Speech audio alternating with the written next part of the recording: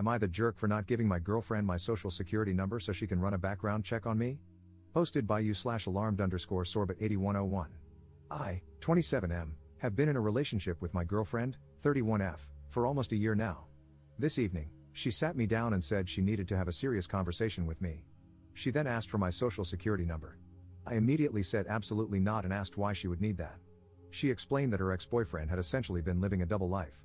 He had a number of criminal charges in his past that he had never disclosed to her and eventually exposed her to sketchy and dangerous behavior. She broke things off with him after he cheated. I said, "Okay, thank you for telling me that, but what does that have to do with my social security number?" She went on to say that ever since that relationship, she's had her friend, who works for the federal government, run background checks on people she's dating to ensure they're safe. She explained that since our relationship is progressing, she needs to know I'm a safe partner, which is why she wants my SSN to check my criminal history. For the record, I don't even have a parking ticket. I'm a nerd and a gym rat. All I do is work, go to school, play board games, come home, watch anime, rinse and repeat.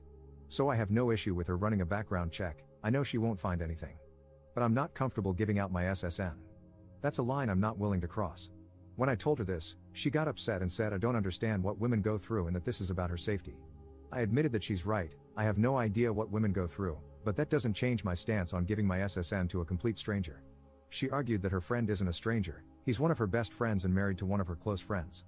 I replied, "Honey, that's great, but I don't know him. I don't trust him because I don't know him. That's my personal information you're asking for. You can trust him with your personal information if you want, but no one I don't know is getting my SSN or critical details. It's just not happening." She then said that our relationship won't be able to progress unless I give her friend my SSN because she needs to feel safe. She also said she was offended that I don't trust her judgment in choosing friends. At that point, I got up and left, telling her that while I respect her concerns, her past trauma doesn't give her the right to strong-arm me into sharing sensitive information with someone I don't know just because he works for the federal government and has access to a database. I used to work for the federal government myself, so I know from experience that not everyone working there is automatically trustworthy. It's not that I'm assuming her friend is a bad person, but the fact that he works for the government doesn't prove anything to me. She called me insensitive and hasn't spoken to me since. Personally, I feel like she was gaslighting me into giving her what she wants, but I'm not entirely sure. Update 3 days later. After reading the comments I've been getting over the last few days, I decided to call her on New Year's Eve and give things one last chance because I'm the type of person who needs to know I did everything I could before walking away from a relationship.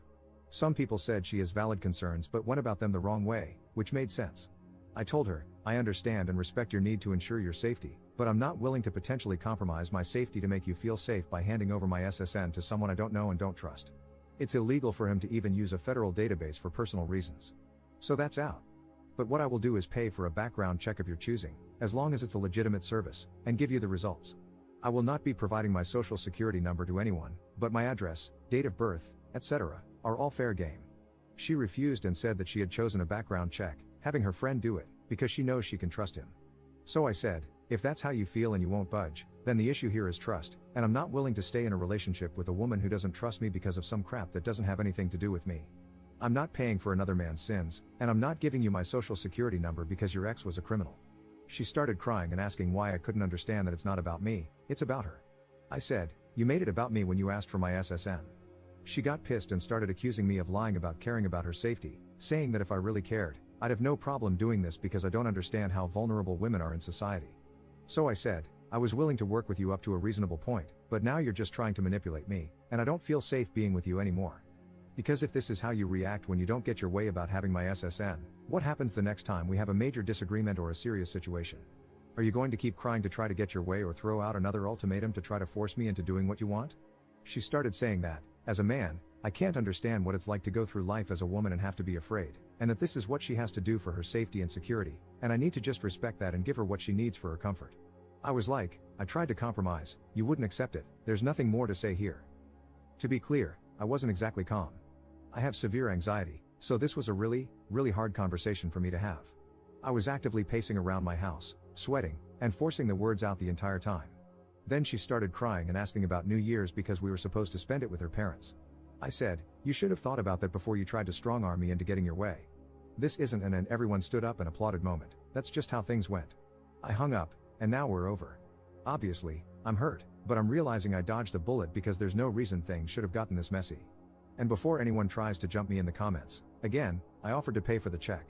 She refused because it wasn't the test she wanted. I feel like I made a good faith effort to resolve things. Hate to ring in the new year without a kiss under the mistletoe, but it is what it is. I don't know if she really is that concerned I'm some lunatic criminal or if she was trying to scam me like a lot of you said. Either way, it's over now.